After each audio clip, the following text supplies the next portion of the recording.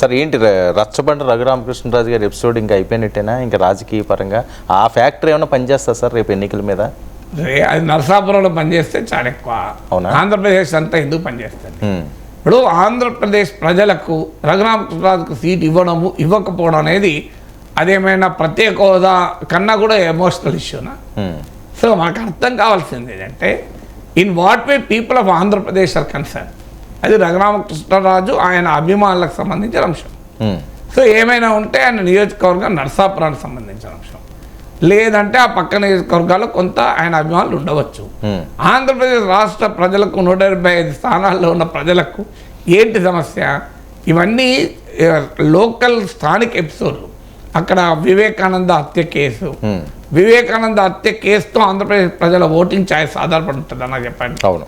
అంటే వివేక హత్య చేసింది అవినాష్ రెడ్డి, భాస్కర్ రెడ్డి, వాళ్ళ వెనకాల జగన్ ఉన్నారని ఇటువైపు నమ్ముతారు, లేదని అటువైపు నమ్మచ్చు, నమ్మకపోవచ్చు. కానీ అల్టిమేట్గా ఓటేసేటప్పుడు వివేకానంద రెడ్డి హంతకుడు ఎవడు, వీటి సంగతి తేల్చాలి అని చెప్పి ప్రజలు ఓట్లేస్తారా? నాకు చెప్పండి.